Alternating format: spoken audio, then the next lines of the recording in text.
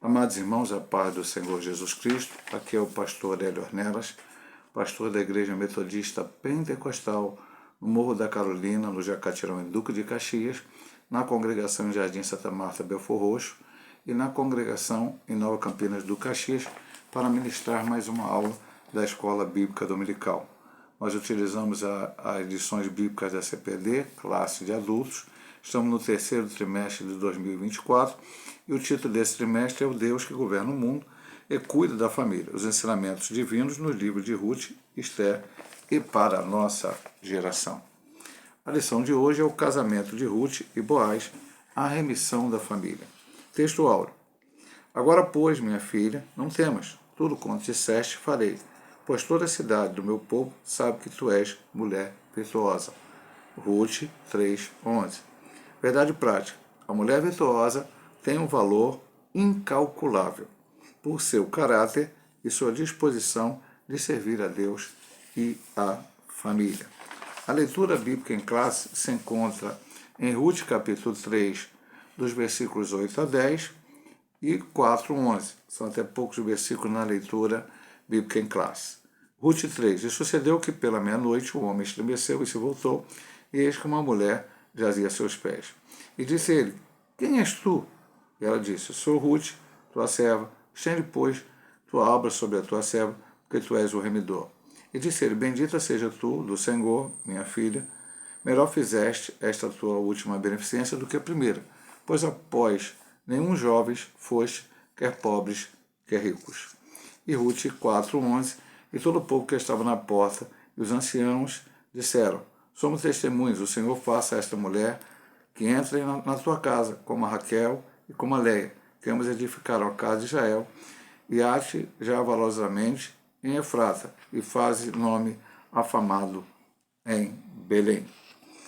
Nossa introdução diz, o livro de Ruth começa com fome e mortes, mas termina com duas grandes celebrações, o casamento de Boaz e Ruth e o nascimento de Obed, o avô de Davi. Nosso Deus é poderoso para reverter tragédias em bênçãos. Além de um redentor humano, a história nos apresenta parte da genealogia de Jesus Cristo, nosso redentor divino humano. Então, o livro começa com, primeiramente, fome. Houve uma fome em Belém, que significa casa de pão, e Elimeleque tomou uma decisão, que a gente já discutiu, assim que não vamos falar nisso aqui hoje, na lição, não é o assunto principal da lição, é uma decisão, no mínimo, discutível, de pegar a sua esposa Noemi, seus filhos Malom e Quilião, e ir para Moabe, e não esperar ali, na própria Belém, que Deus abençoasse, que aquela fome passasse. Tomada essa decisão, acabou ficando ali 10 anos, ele morreu, seus dois filhos morreram, e ali foram 3 viuvez. A de Noemi, que é Elimeleque morreu, a de Ruth, porque Malom morreu, e a de Orfa, porque Quilião morreu. E aí, dentro daquela tragédia, a Noemi sabe que Deus tinha abençoado Belém, fica sabendo disso e resolve voltar. No meio do caminho, ela dispensa as suas noras de voltar com ela, já que ela não poderia dar filhos, casar, ela teria muita dificuldade, mesmo que ela casasse ainda engravidasse, tivesse filhos, e teria que ser de mais de um, teria que ser 2 filhos, pelo menos homem, para que eles crescessem e casassem com as suas noras. Então, Orfa acabou voltando, mas Ruth fez aquela declaração que estudamos na lição de número 3, onde tu pousares, eu pousarei, onde tu morreres, eu morrerei, seu Deus é meu Deus, seu povo é meu povo, e seguiu a Noemi. E o livro termina com o casamento de Boaz com Ruth, e com o nascimento de Obed, bisavô de Davi. E ainda fala da genealogia de Cristo. Então, Deus, como ele diz aqui, eu vou grifar isso bem na mente dos irmãos, nosso Deus é poderoso para reverter tragédias em bênçãos. Há muitas lições para aprendermos. É a última lição sobre Ruth. A partir de agora nós vamos estudar Esther a partir da próxima lição. A primeira lição nós tivemos uma ideia geral de tudo que estudaremos no trimestre, e a partir da segunda lição, até essa de hoje, o livro de Ruth. com a lição 2 dando uma ideia geral do livro, a lição 3 falando da amizade da sogra e da nora, Noemi e Ruth, na lição 4 o encontro de Boaz com Ruth e agora o casamento de Boaz com Ruth e o nascimento de Obed. E muitas lições foram tiradas. Qual a lição principal da lição? Principalmente a que vamos estudar hoje.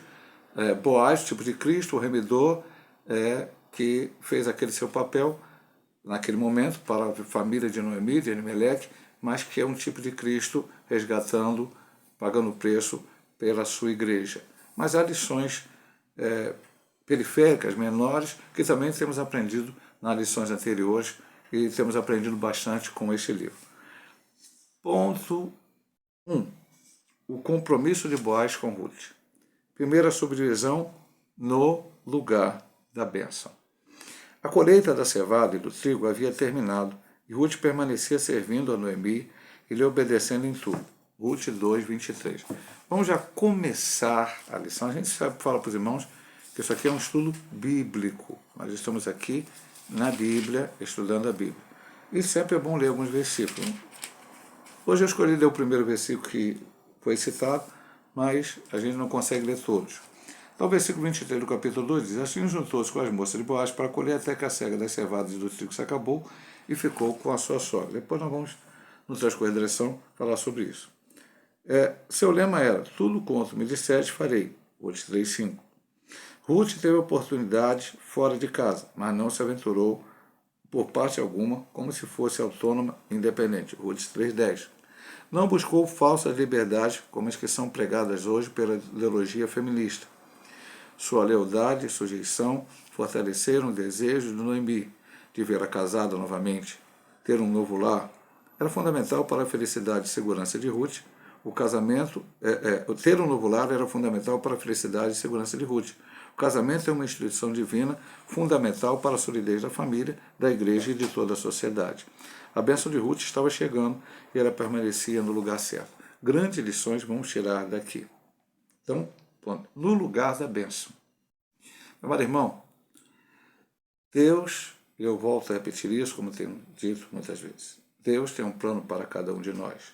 Pastor, isso é predestinação? Não. Para a ciência de Deus, Ele sabe o que vai acontecer. Ele deu o livre-arbítrio para escolher o que querer ou não. Foi dado o livre-arbítrio para Ruth e para Orfa. Orfa escolheu voltar para os deuses Moabita, para o seu modo de viver de Moabita, e Ruth quis, se converteu, se entregou ao Deus de Israel para servi-lo. Então, é uma escolha. E a partir desse momento que você escolheu servir ao Senhor, porque Ele te deu graça para isso, então Ele vai abençoando a sua vida, mas isso não te isenta de passar por problemas e dificuldades. Como diz aqui na introdução que já comentamos. Deus usa os momentos difíceis para nos dar lições, para nos ensinar, para que a gente possa crescer espiritualmente, até para suportar outras situações. Então, aconteceu isso com essa moça. Mas em que lugar você deve ficar? Aí eu vou dizer para os irmãos algo que eu ouvi. Eu, de vez em quando, falo isso na igreja, deve ter falado aqui em alguma aula da escola bíblica, alguma pregação, que certa vez nós tivemos um encontro missionário, o nosso líder de missões era o saudoso pastor Wilton, ele era o líder de missões da CEMIP, da Igreja Metodista Pentecostal, e certa vez ele fez um encontro com jovens, junto com a Sociedade Regional de Jovens e a CEMIP. E foi na igreja de Caxias, e havia até poucas pessoas assim de mais idade, a maioria jovens das nossas igrejas. E ele convidou nesse encontro de missões o missionário Diamantino e a missionária Lenice, que na época, eu acho que até hoje, estão em Guiné-Bissau, são missionários em Guiné-Bissau, são da Assembleia de Deus. E a irmã Lenice foi pregar nesse dia, foi ela que pregou. Depois o irmão Diamantino esteve na nossa igreja, em outro trabalho específico, um culto de missões local, e ele pregou para nós. A irmã Lenice disse alguma coisa, perguntou alguma coisa, parece aquele clichê, aquilo que se pergunta da hora, talvez você tenha ouvido isso de outra maneira, de outro pastor, mas aquilo ficou na minha mente. Ela disse: qual o melhor lugar para nós estarmos agora? E a resposta que ela deu: no centro da vontade de Deus. Então, você quer receber a bênção, tem que estar no centro da vontade de Deus, no lugar certo. É o que ele diz aqui: Acabou a cega. Primeiro que a gente aprendeu nas lições anteriores. Ruth trabalhou e trabalhou pesado. Boaz deu algumas condições melhores para ela, até para abençoar sua sogra? Sim. Mas Boaz não chegou e disse, espera, vai para casa, não precisa trabalhar mais, que eu vou sustentar você. Não. Ela trabalhou durante 4 meses, como aprendemos aqui, cevada e trigo, e ao final ela voltou para casa e permaneceu junto com a sua sogra. Sua sogra orientava ela fazia o que a sua sogra orientava, tudo esperando a vontade de Deus. Desejo de casar? Normalmente isto é o desejo de toda a moça. Hoje, como ele diz aqui, dentro dessa falsa liberdade do feminismo, que na verdade não é uma liberdade para a mulher, mas acaba sendo muitas vezes um aprisionamento, porque você já ouviu falar de masculinismo? Não, você não ouviu falar disso, mas feminismo tem. Porque os homens oprimem as mulheres. Sim, a sociedade já foi meio opressora, mas a liberdade que as mulheres buscaram foi tanta que passou dos limites e entrou num ponto. A mulher tem liberdade de estudar, antigamente não podia estudar, ok.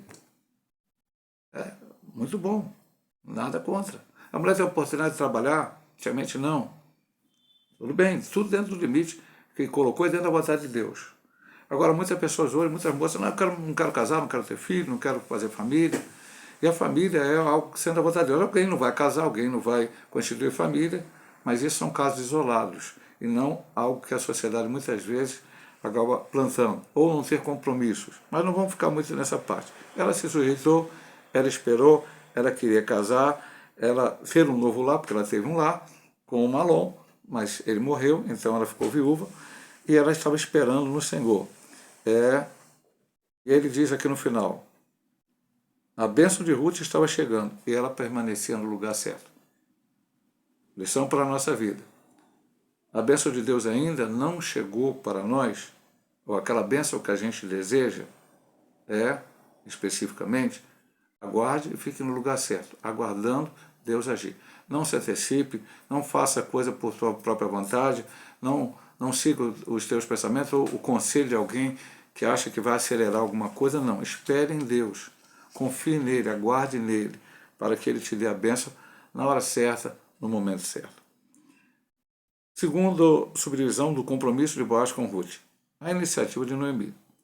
Os cereais colhidos eram levados para a eira, um terreno plano, preparado para a debulha das espigas.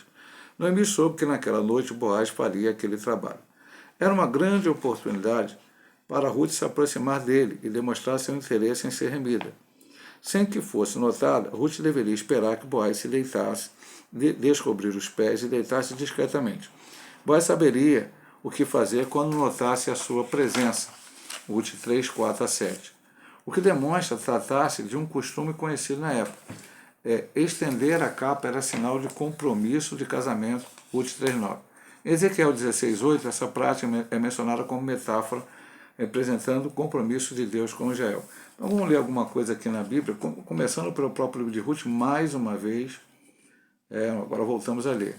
Então vamos ver aqui o que Ruth fez, mas por que ela fez o que foi falado.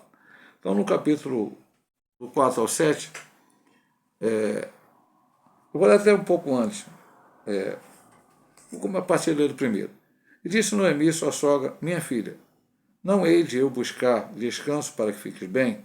Ora, pois, não é Boaz, em cuja moça já estiveste de nossa parentela, eis que essa noite padejará a cevada na eira, como foi lido aqui. Então, aí estava lá para fazer aquilo. Lava-te, pois, unte-te, fecha as tuas vestes, desce a eira, depois isso vai ser comentado lá na frente, porém não te deis a conhecer o homem até que tenha acabado de comer e beber. E há de ser que quando ele se deitar, notarás o lugar onde se deitar, então entra, descobrirás os pés e deitarás, e ele te fará saber o que deverás fazer. E ela lhe disse, tudo quanto me disser farei. Foi o que nós já lemos, foi citado no ponto anterior. Ela obedecia à sua sogra. Então foi para a eira, fez conforme tudo quanto a sua sogra lhe tinha ordenado, havendo depois Boaz comido e bebido, e estando já o seu coração alegre, veio deitar-se ao pé de um monte de cereais, então veio ela de mansinho, e ele descobriu os pés e se deitou.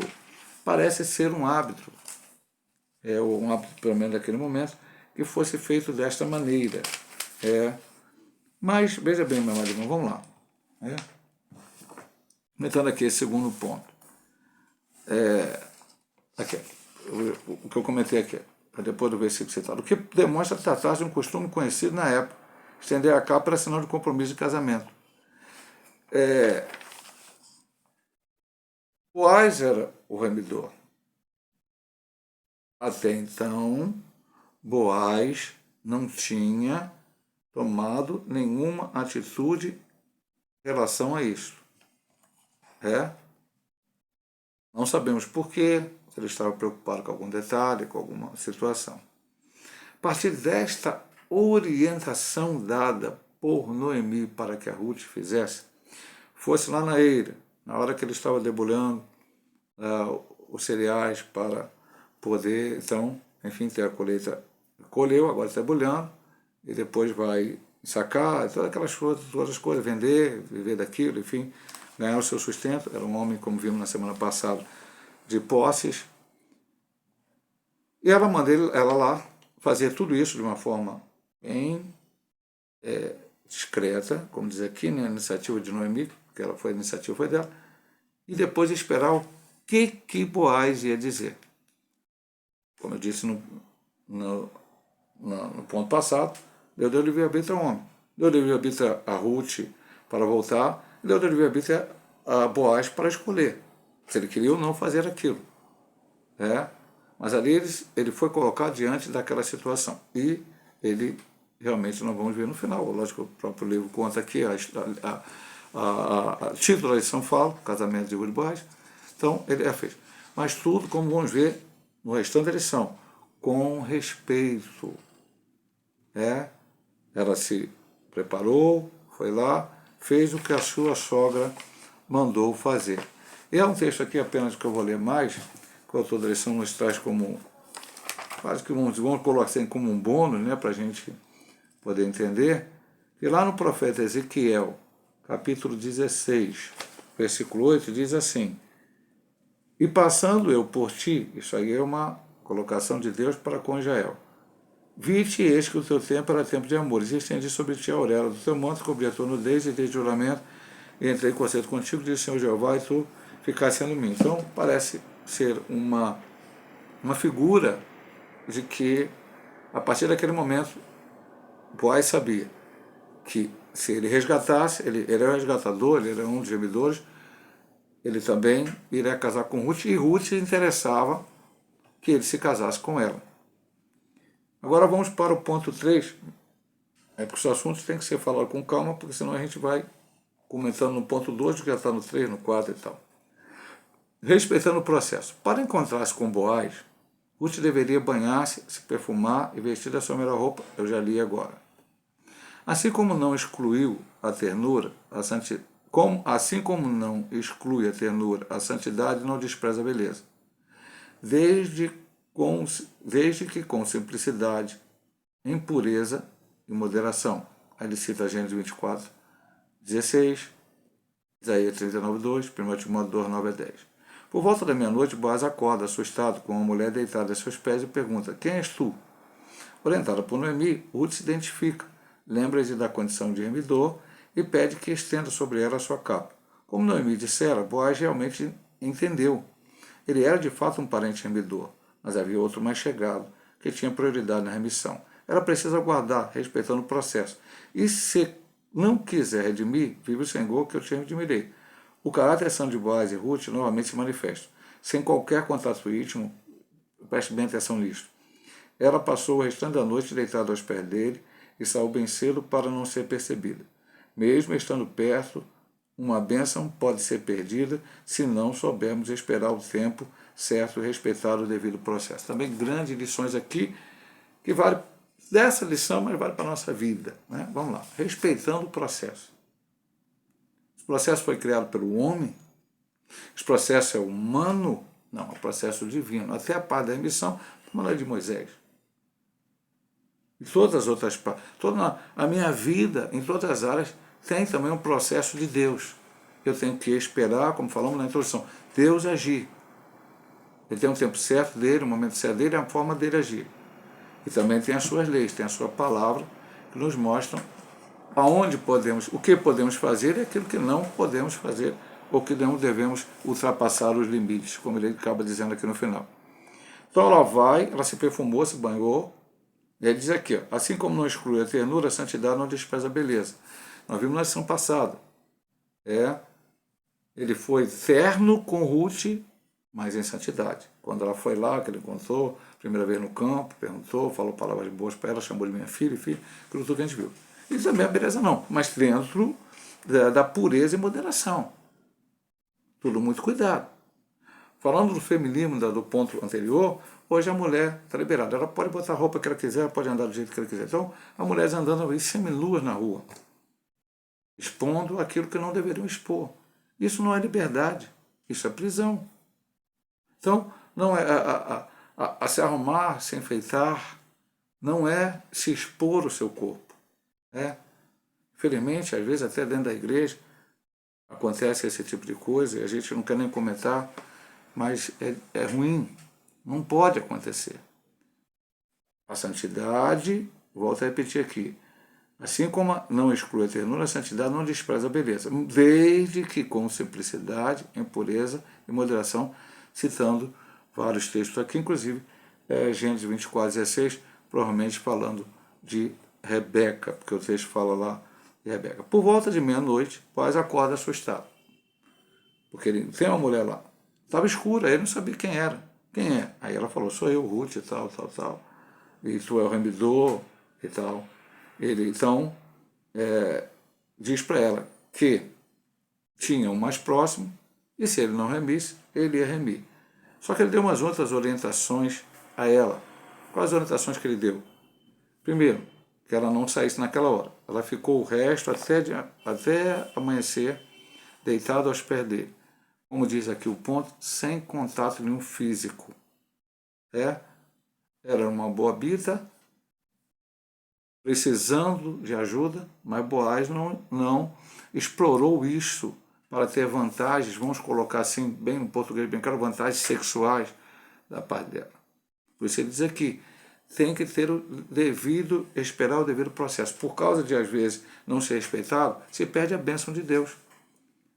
Então vamos falar o português claro aqui, para hoje, para os nossos jovens, mas não só para os jovens, porque hoje as pessoas estão casando com idade às vezes mais avançada. Tem um namoro, tem um noivado, tem um casamento. Pastor, e nesses aspectos todos, quando Deus colocou o contato íntimo, a relação sexual? No casamento. Não é no namoro, não é no noivado, não é na véspera do casamento, depois da bênção de Deus. Deus te deu a bênção. Eu vou contar uma coisa, não sei se eu devia contar isso, mas eu vou contar para os irmãos. Quando eu fui casar com a minha esposa, então nós casamos no civil e marcamos, nós fomos casar, pedi uma igreja emprestada, uma igreja aqui perto da minha casa, emprestada porque a nossa igreja não tinha condições de fazer o casamento e a festa, pelo número de convidados que ia, não tínhamos o salão e tal, a igreja todos os dias. Nós fizemos pouquíssimos casamentos lá na igreja que eu pastoreio, na Morro da Carolina.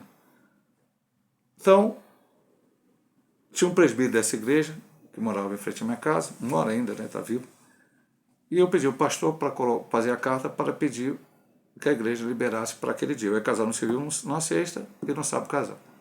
Então aquilo era a data, eu acho que era 4 no civil, 5 no religioso e tal. Quando o presbítero me trouxe a carta de volta, que era batida a máquina, naquela época não tinha computador, essas coisas, ele falou, dia 19 está liberado para você. Não, dia 19 não, eu quero casar dia 5. Aí ele trouxe a carta e mostrou, o pastor errou. Porque em vez de botar dia 5 às 19 horas, ele botou dia 19 às 19 horas. E aí eu casei no civil dia 4 e dia 19 no religioso.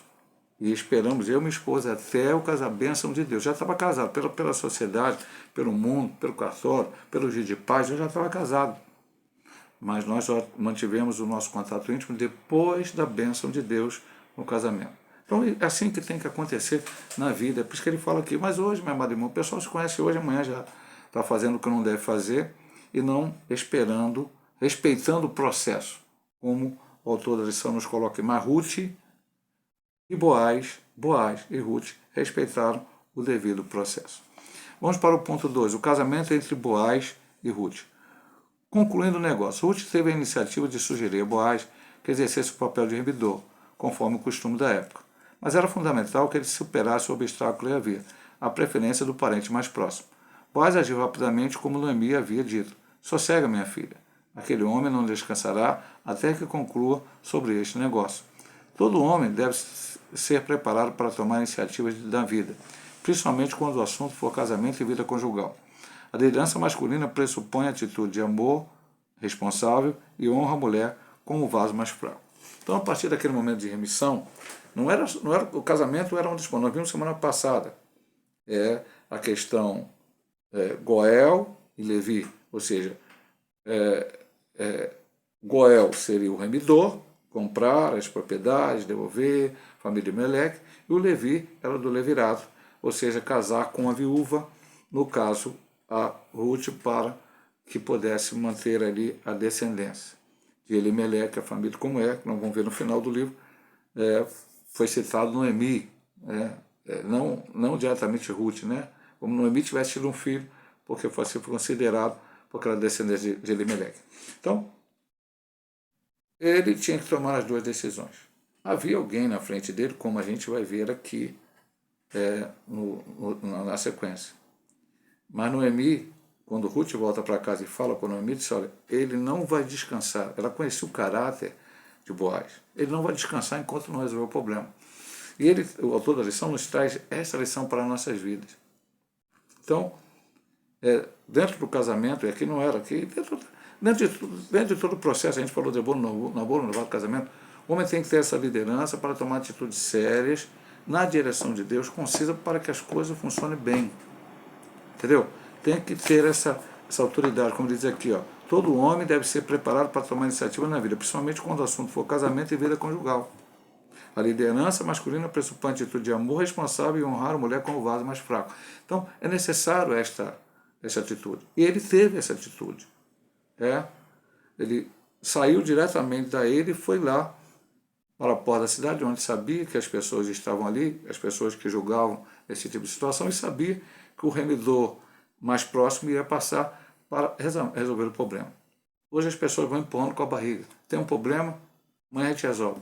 Tem um problema, depois resolve. Daqui a pouco a gente resolve. Hoje você fala para 7 casados, você vai casar quando? Agosto. Agosto agora? Não, agosto de Deus. Ou seja, ele é responsável. Eu sei que é uma brincadeira, mas para Deus, Deus tem que dar a direção? Tem.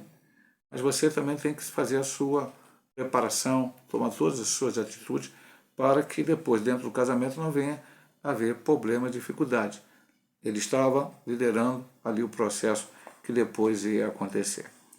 Resgate e lei do levirato. Então, nós vamos ver aquilo que já estudamos um pouco na semana passada, vamos voltar a estudar aqui. Boaz foi para a porta da cidade e logo viu o remidor que ia passando. Capítulo 4, versículo 1. Não seria este mais um ato de providência divina? Boaz convidou, ou seja, que ato de providência divina? Coincidência, aquele homem está passando na hora? Aquele homem não ter viajado, não ter ido para outra cidade, outro lugar, só vai voltar daqui a não sei quanto tempo? Não.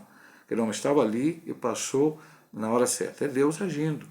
Deus age nos grandes e maravilhosos detalhes e também nos detalhes pequenos. Boaz convidou para tratar o assunto que lhe inquietava e chamou 10 homens importantes da cidade para testemunhar o ato. Em princípio, o remidor aceitou adquirir as terras que haviam sido de Elimeleque, mas desistiu quando Boaz o informou que o resgate incluía o dever de se casar com Ruth, a Moabita, para suscitar o nome do falecido sobre a sua herdade.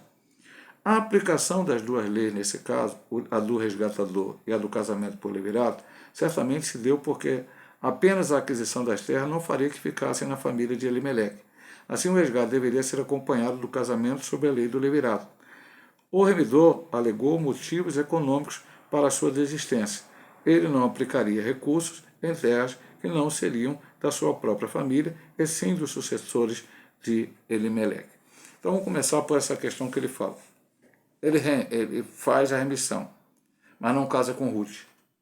Então, não iam ser exatamente Elimeleque, porque a lei do levirato, nós vimos que havia uma extensão naquela, estudamos isso semana passada, porque a lei do levirato, como está lá no Pentateuco, era o irmão mais próximo. E ele provavelmente seria um primo, e nem era do morto, era primo do de Elimeleque. Então, na verdade, era necessário se casar com Ruth, porque aí, sendo da família, ele também um parente próximo, tudo aquilo ficaria dentro da família de Elimeleque, e isso se daria também à descendência, porque não tinha outro filho. Os filhos tinham morrido. Morreu um, morreu outro, não tinha outro filho, e aí foi necessário que Boaz fizesse esta parte de resgatar. Então, as duas coisas precisaram ser feitas concomitantemente. E assim foi feito para a glória de Deus. Tudo sempre, tudo na direção divina, tudo dentro uma situação. Mas vamos falar desse outro remidor primeiro. Primeiro, ele aceitou. Não, eu vou remir. Mas Boaz falou do casamento com Ruth. E por que ele falou do casamento com Ruth? Porque Ruth tinha ido lá antes, sob a direção do Noemi, para falar que ele é o remidor. Então ele estava consciente, até ele falou com ela, você fez a melhor atitude, foi melhor tu agora, não correu atrás de qualquer jovem, moço ou velho. Eu já disse algumas vezes, na minha opinião, parece que Boaz era alguém com uma idade um pouco mais avançada que Ruth. Ele falou para ela, você não correu atrás de um jovem. Você ficou aqui, esperou, vai, sabendo que, pela lei, o remidor teria que ser, para remir tinha que ser o remidor, não poderia ser qualquer um. Se ela casa com qualquer um, não, qualquer filho que ela gerasse não seria da descendência de Elimeleque, de Malom, enfim, de nada.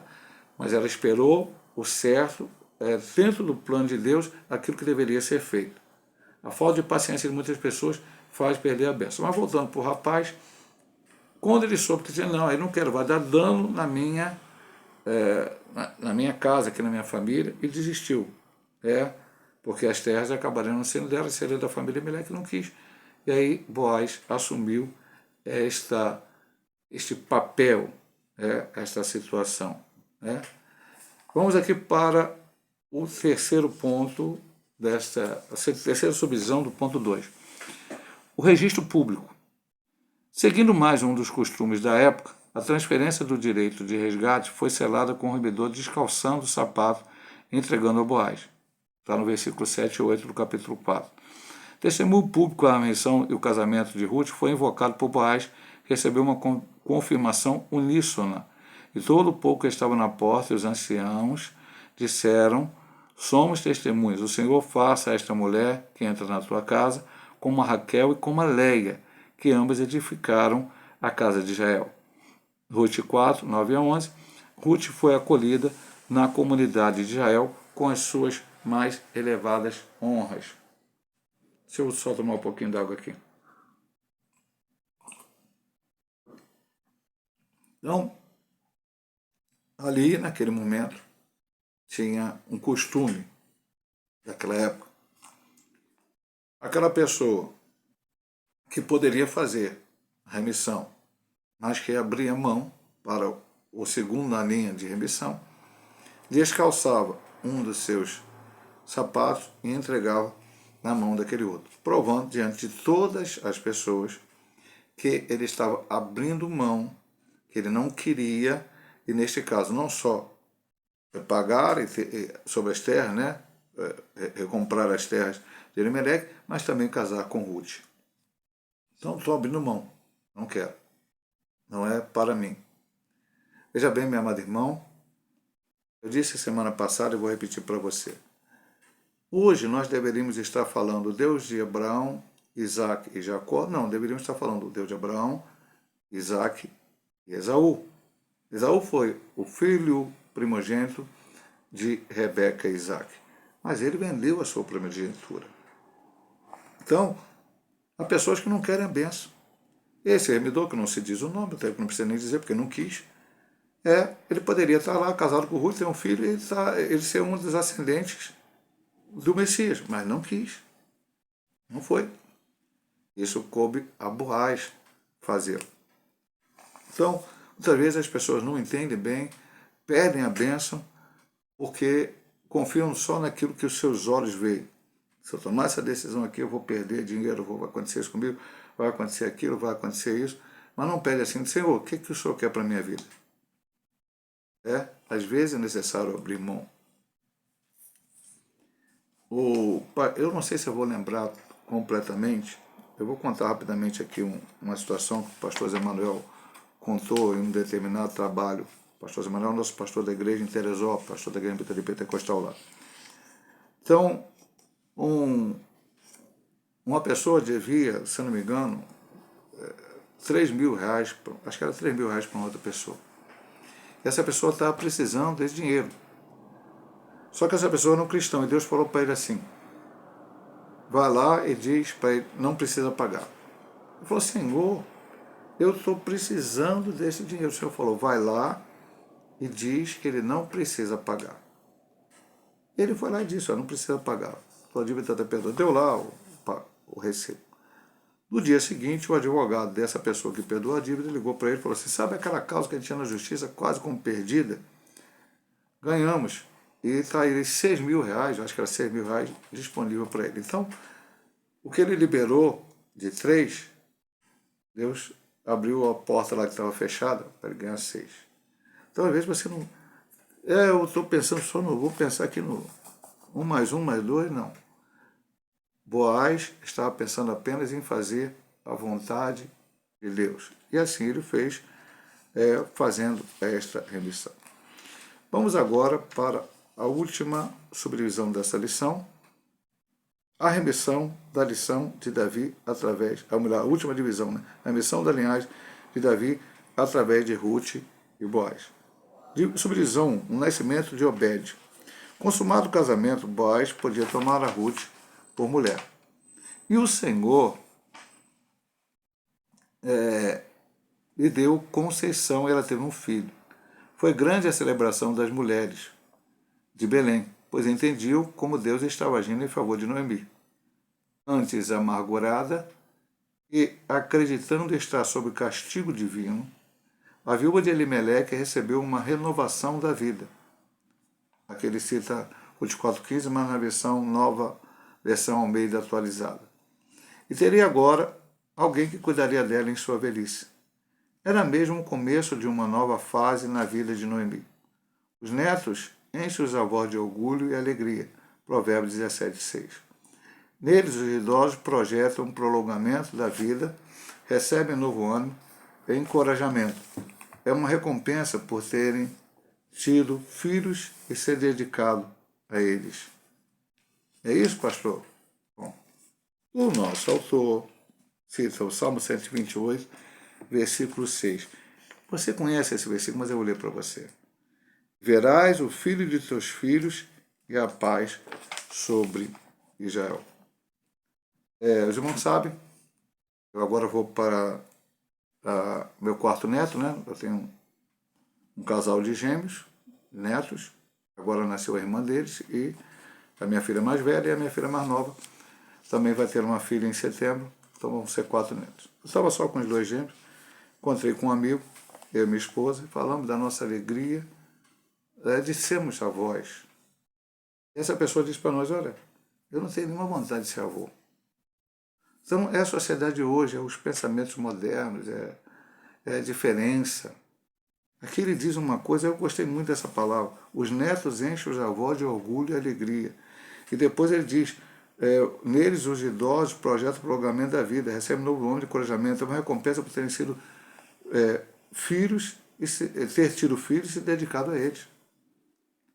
Então agora o que aconteceu? A bênção foi para Ruth? Foi. A bênção foi para Boaz? Foi.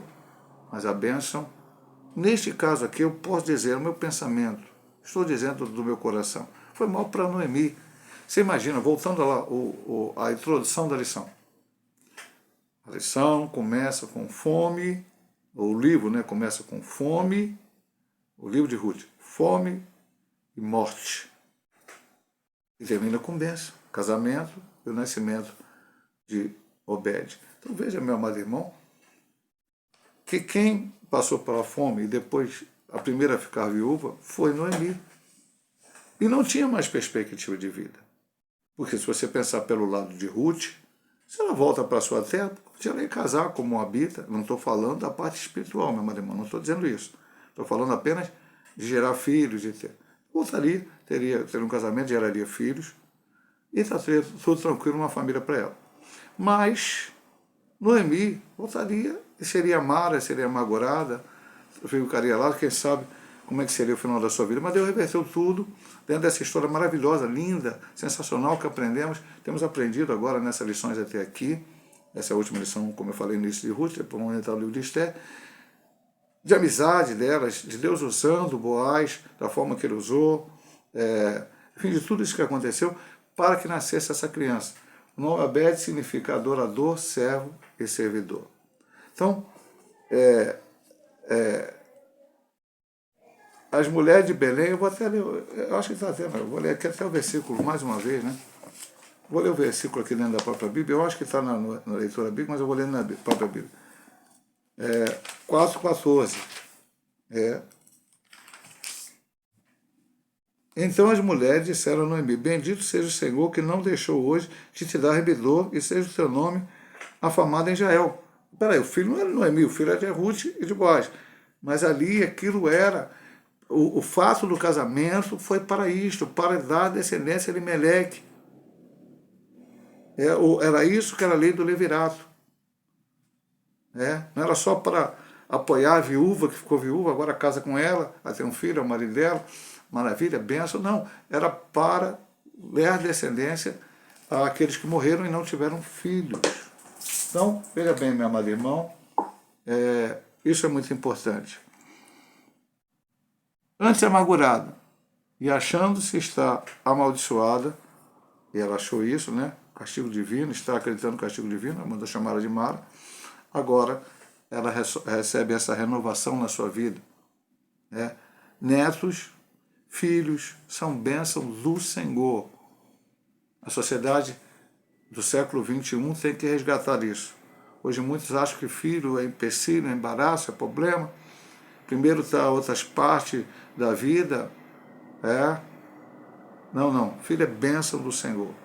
E se você, como ele diz aqui no final, teve seus filhos, cuidou bem deles, educou de bem na presença do Senhor, Deus te dá netos, que também serão o teu orgulho, serão a tua satisfação.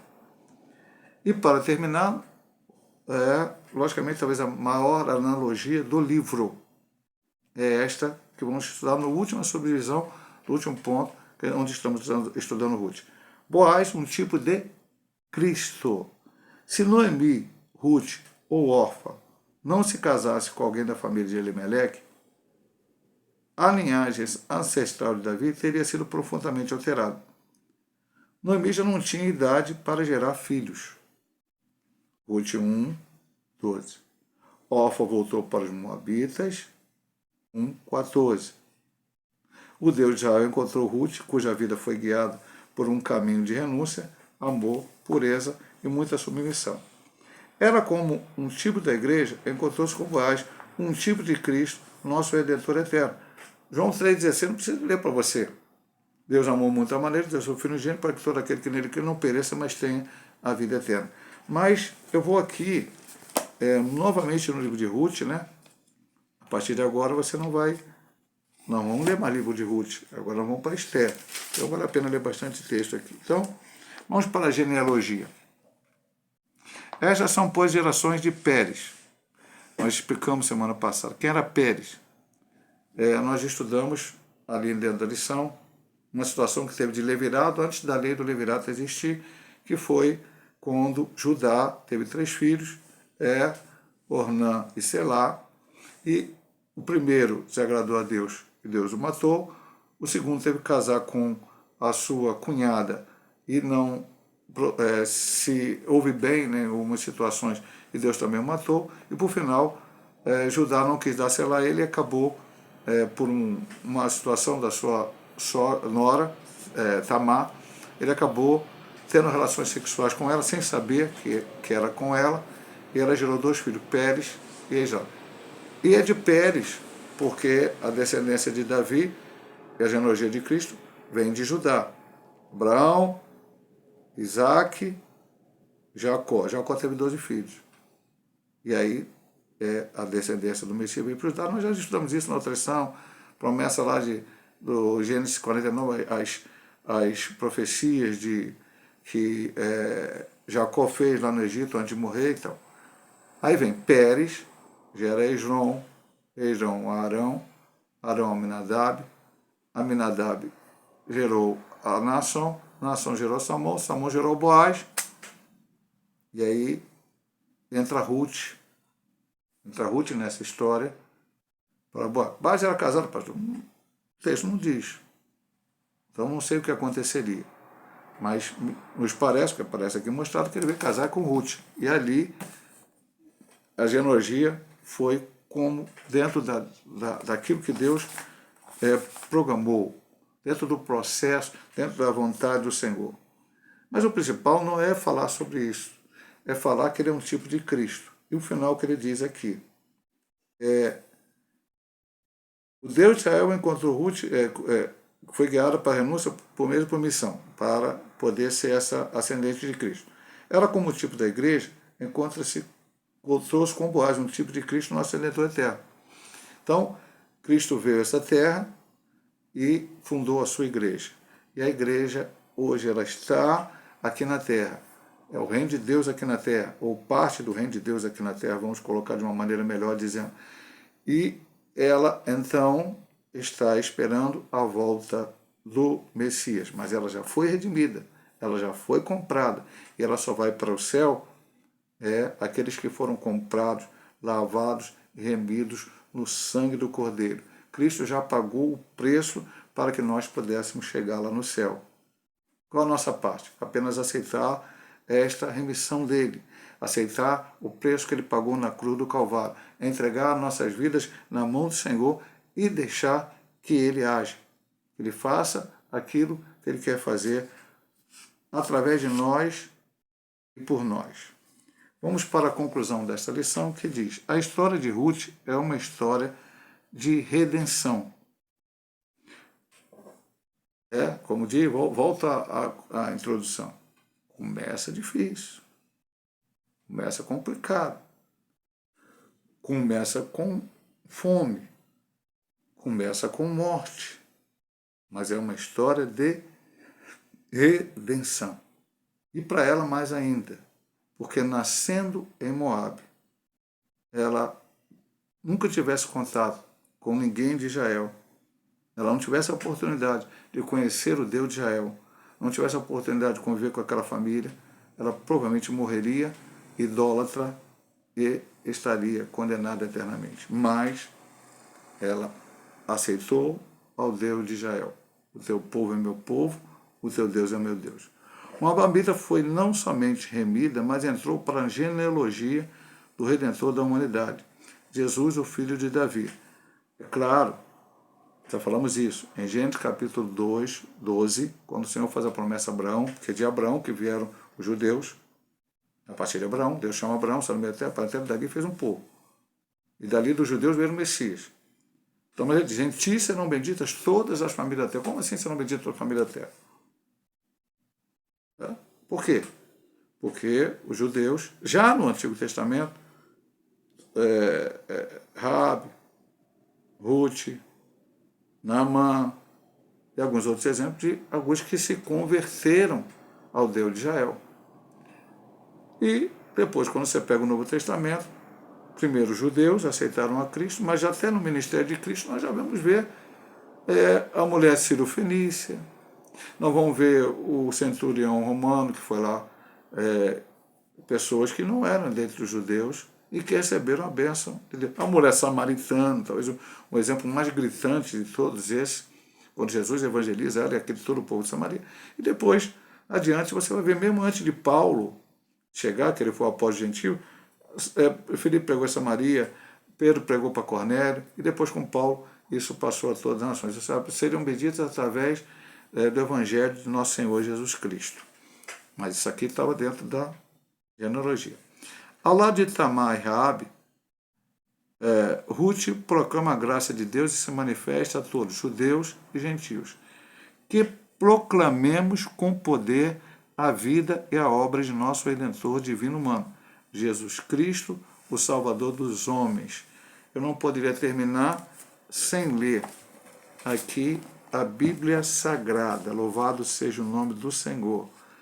Atos 4, 12. Atos 4, 12. Em nenhum outro há salvação, porque também debaixo do céu nenhum outro nome há dado entre os homens pelo qual devamos ser salvos. Não há salvação em mais ninguém, só em Jesus Cristo. E o que nós temos que fazer? Proclamar isso, anunciar. Existe um Redentor, existe um Remidor, o preço foi pago, e quem aceitar esta salvação, essa vida eterna que Cristo nos dá, terá também, será resgatado também para ser livre de Satanás, do pecado, do mundo, para servir ao Senhor Jesus Cristo. Essa é a grande lição que tiramos do livro de Ruth.